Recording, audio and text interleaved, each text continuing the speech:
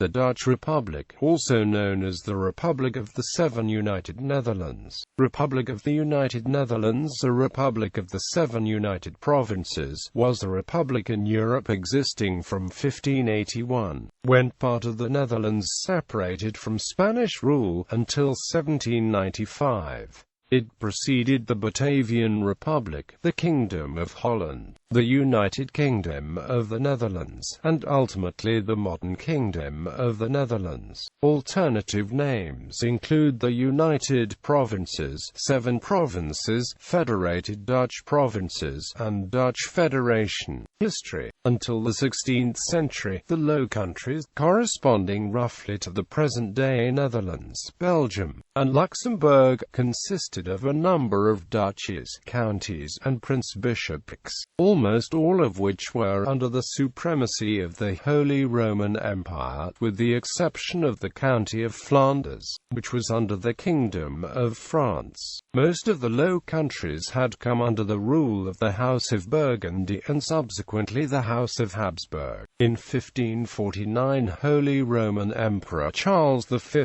issued the Pragmatic Sanction, which further unified the 17 provinces under his rule. Charles was succeeded by his son, King Philip II of Spain. In 1568, the Netherlands, led by William I of Orange, revolted against Philip II because of high taxes, persecution of Protestants by the government, and Philip's efforts to modernize and centralize the devolved medieval government structures of the provinces. This was the start of the 80 Years' War. In 1579, a number of the northern provinces of the Low Countries signed the Union of Utrecht, in which they promised to support each other in the defense against the Spanish army. This was followed in 1581 by the Act of Abjuration, the declaration of independence of the provinces from Philip II. In 1582, the United Provinces invited Francis, Duke of Anjou, to lead them, but after a failed attempt to take Antwerp in 1583, the Duke left the Netherlands again. After the assassination of William of Orange, both Henry III of France and Elizabeth I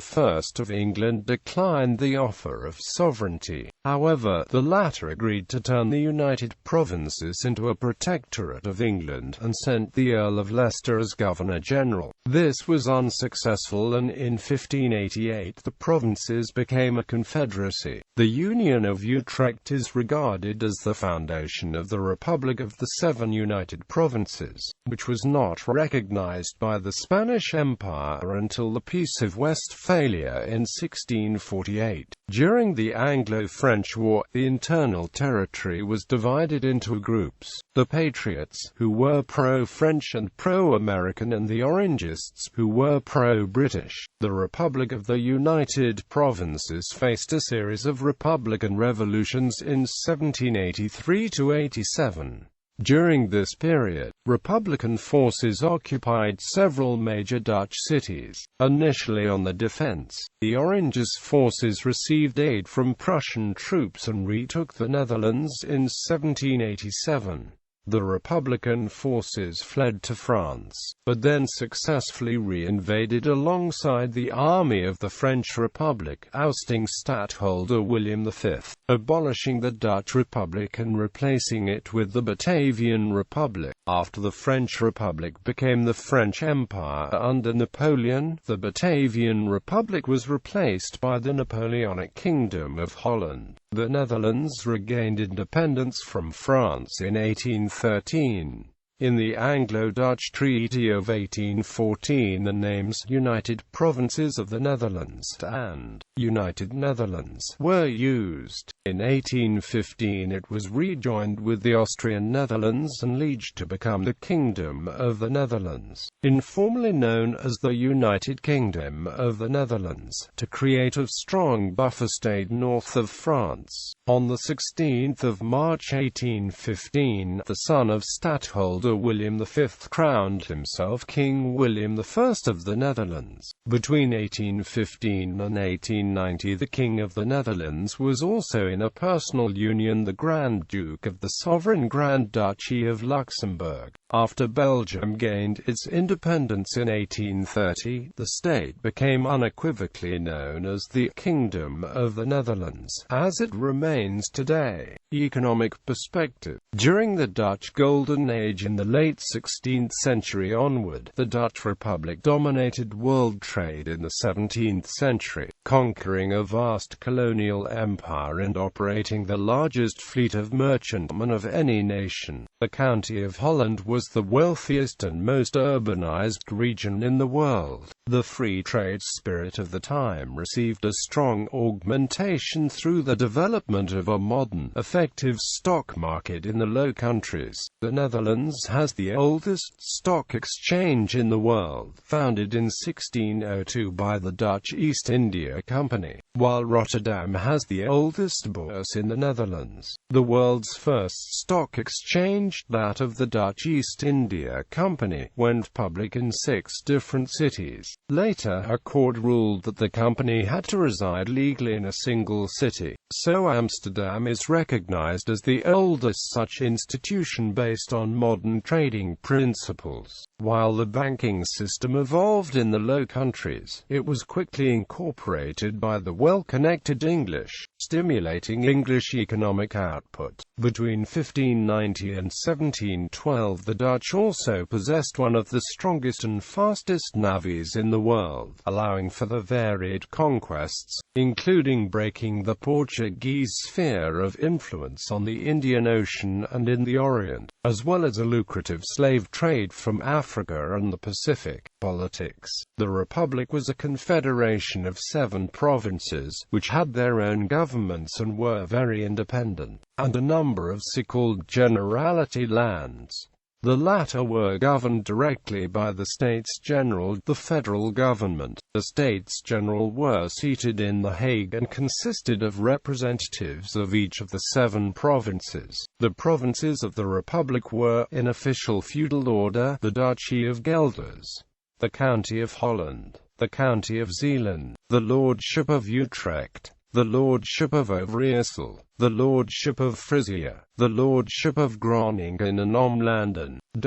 In fact, there was an 8th province, the County of Drenthe, but this area was so poor it was exempt from paying federal taxes and as a consequence was denied representation in the States General. Each province was governed by the provincial states. The main executive official was a Raadspensionaris. In times of war, the stadtholder, who commanded the army, would have more power than the Raadspensionaris. In theory, the stadtholders were freely appointed by and subordinate to the states of each province. However, in practice the Princes of Orange of the House of Orange-Nassau, beginning with William the Silent, were always chosen as stadtholders of most of the provinces.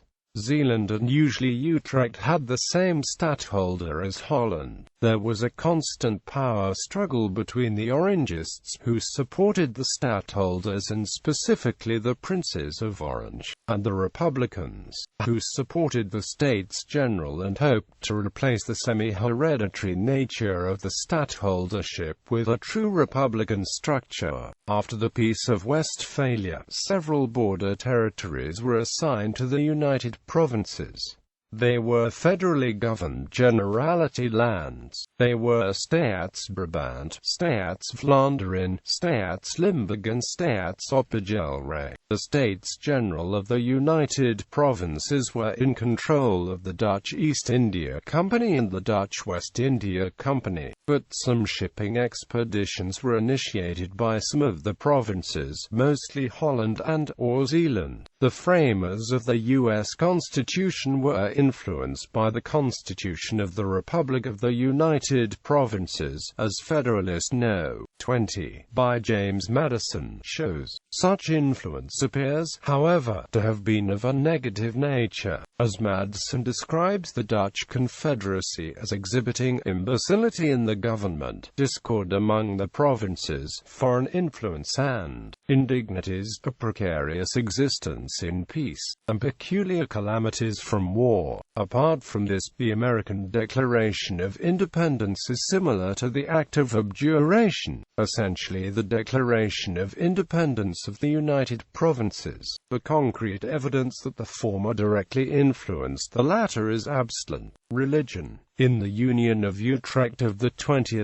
January 1579, Holland and Zeeland were granted the right to accept only one religion. Every other province had the freedom to regulate the religious question as it wished, although the Union stated every person should be free in the choice of personal religion and that no person should be prosecuted based on religious choice. William of Orange had been a strong supporter of public and personal freedom of religion and hoped to unite Protestants and Catholics in the new union, and, for him, the union was a defeat. In practice, Catholic services in all provinces were quickly forbidden, and the Reformed Church became the public or privileged church in the Republic. During the Republic, any person who wished to hold public office had to conform to the Reformed Church and take an oath to this effect. The extent to which different religions or denominations were persecuted depended much on the time period and regional or city leaders. In the beginning, this was especially focused on Roman Catholics,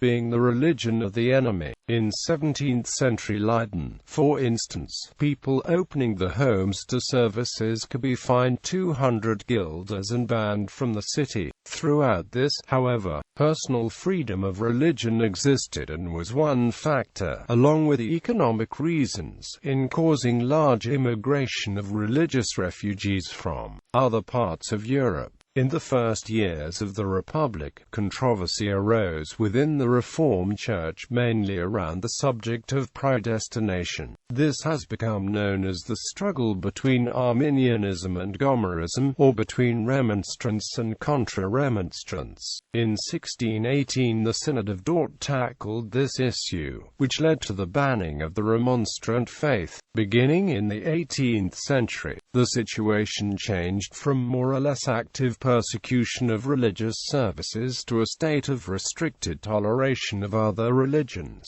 as long as the services took place secretly in private churches. Decline. Long-term rivalry between the two main factions in Dutch society, the Staatszinden and the Prinsjeszinden, sapped the strength and unity of the country. Johan de Witt and the Republicans did reign supreme for a time at the middle of the 17th century until his overthrow and murder in 1672. Subsequently, William III of Orange became stadtholder. After a stadtholderless era of 22 years, the Orangists regained power, and his first problem was to survive the Franco-Dutch War, when France, England, Munster and Cologne united against this country. Wars to contain the expansionist policies of France in various coalitions after the Glorious Revolution, mostly including England, burdened the Republic with huge debts, although little of the fighting after 1673 took place on its own territory. The necessity to maintain a vast army against France meant that less money could be spent on the navy, weakening the Republic's economy. After William III's death in 1702, the second stadtholderless period was inaugurated. Despite having contributed much in the War of Spanish Succession, the Dutch Republic gained little from the peace talks in Utrecht. The end of the War of Austrian Succession in 1748, and Austria becoming allies with France against Prussia, marked the end of the Republic as a major military power. Fierce competition for trade and colonies, especially from France and England, furthered the economic downturn of the country. The three Anglo-Dutch wars and the rise of mercantilism had a negative effect on Dutch shipping and commerce.